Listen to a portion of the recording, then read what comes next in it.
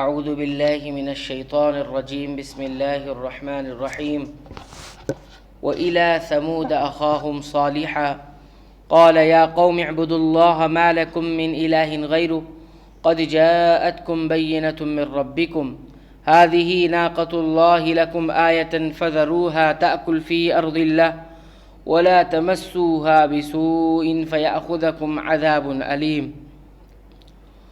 اور ہم نے سمود کی طرف ان کے بھائی صالح علیہ السلام کو بھیجا۔ انہوں نے فرمایا اے میری قوم، تم اللہ کی عبادت کرو، اس کے سوا کوئی تمہارا معبود نہیں۔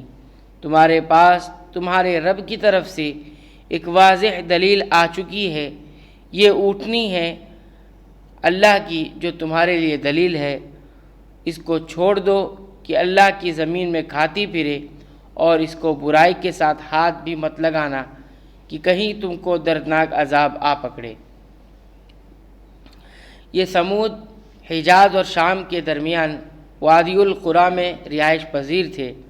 9 ہجری میں تبوک جاتے ہوئے رسول اللہ صلی اللہ علیہ وسلم اور آپ کے صحابہ کا ان کے مساکن اور وادی سے گزر ہوا، جس پر آپ نے صحابہ سے فرمایا کہ معذب قوموں کے علاقے سے گزرو تو روتے ہوئے، یعنی عذاب الہی سے پناہ مانگتے ہوئے گزرو۔ ان کی طرف حضرت صالح علیہ السلام نبی بنا کر بھیجے گئے۔ یہ عاد کے بعد کا واقعہ ہے۔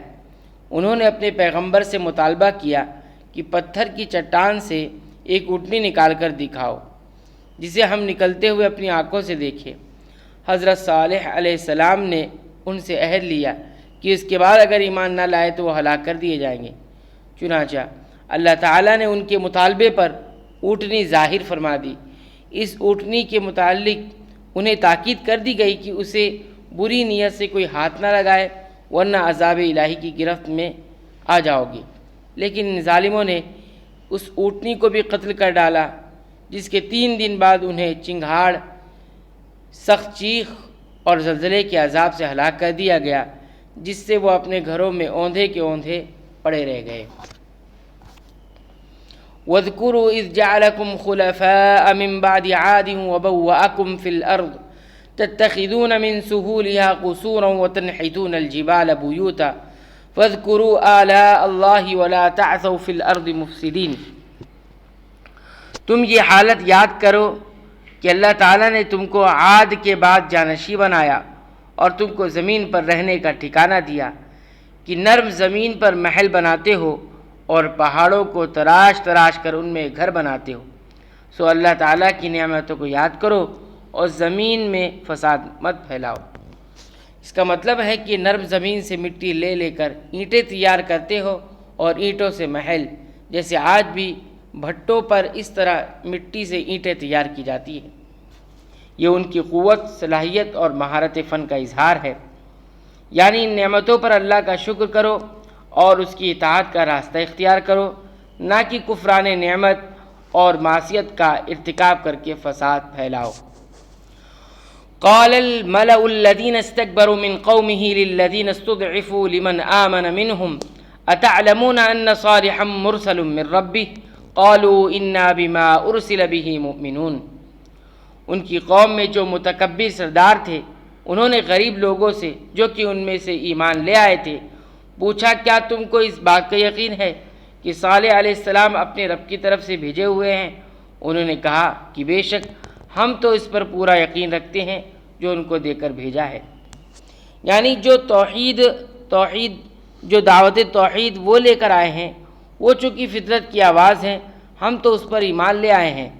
باقی رہی یہ بات کہ صالح واقعی اللہ کے رسول ہیں، جو ان کا سوال تھا اس سے ان اہل ایمان نے مزاحمت ہی نہیں کی، کیونکہ ان کے رسول من اللہ کی جانب سے رسول ہونے کو وہ بحث کے قابل ہی نہیں سمجھتے تھے۔